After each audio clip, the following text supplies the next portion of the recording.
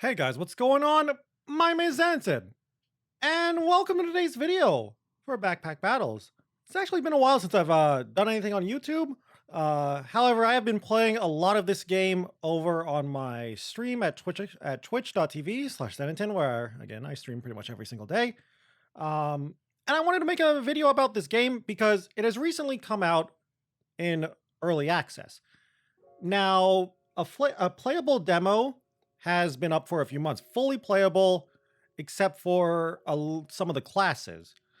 So because of that, I've been streaming this game for a few months. So this is going to be a beginner's guide to the game, mostly going over the basics with a few more advanced tips to get to know the game better and get better at the game.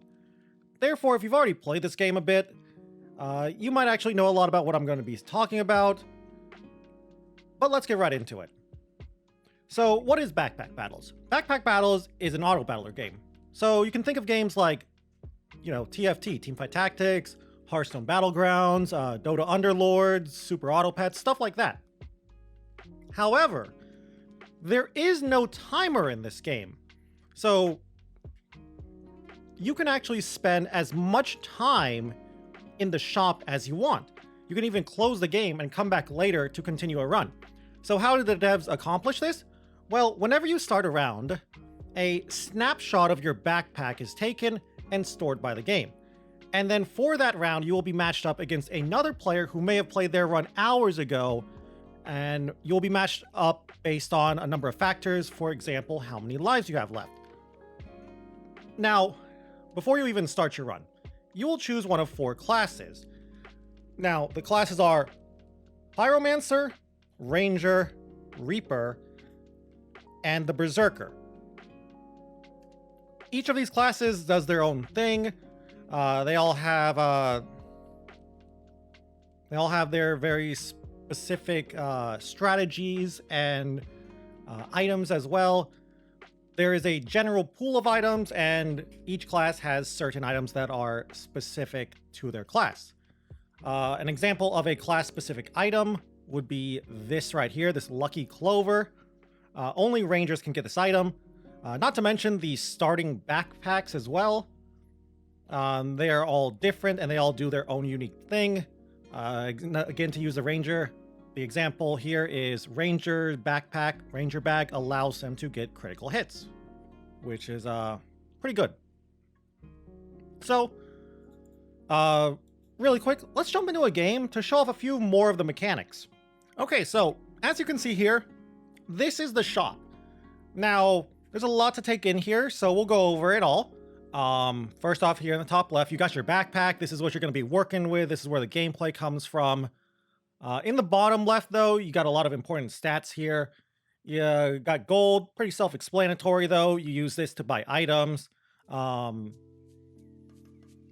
in other games, though, there is no interest, so you don't really have an incentive to hold on to gold.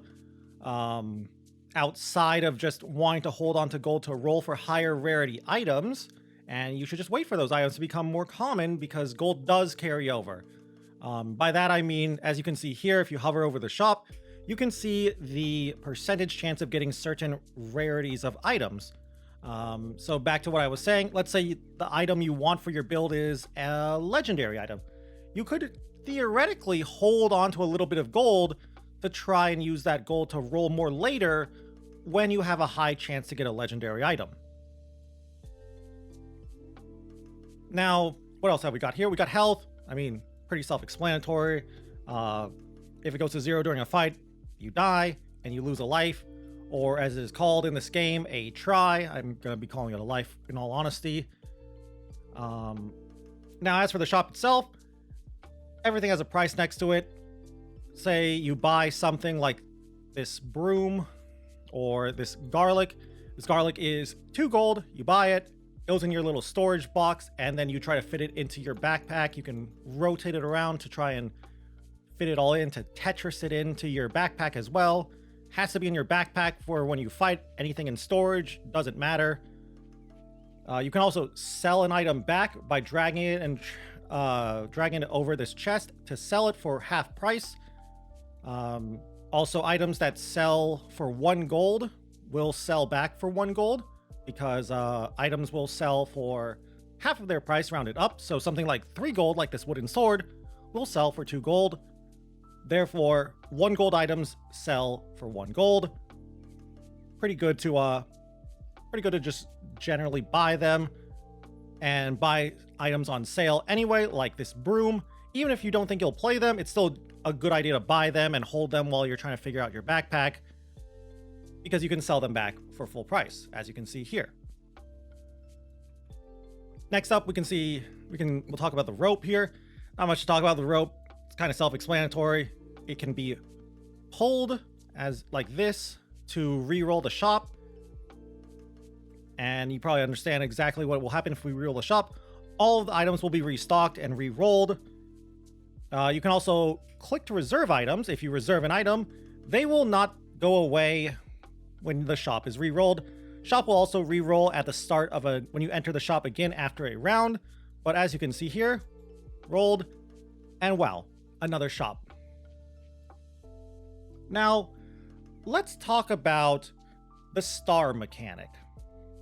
Now, we'll use this garlic to help talk about the star mechanic. As you can see, there are a lot of stars around this garlic.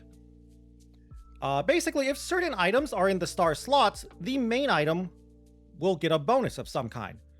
It can be very different for each and every single item that has stars. In the case of this garlic and other food, every active star will make the garlic activate faster, slightly faster. Another example of a star bonus is a starred weapon can do more damage, stuff like that. Certain armor will give more armor. Also, you will need to buy more backpack space, which you will find in the shop as well, which is very important to buy. There's a lot of different types of backpacks, different shapes, and some of them have special effects as well. And that's great. But so what is the objective of the game? The objective of the game is easy to understand. You will play until either you get 10 wins or you lose all 5 of your lives.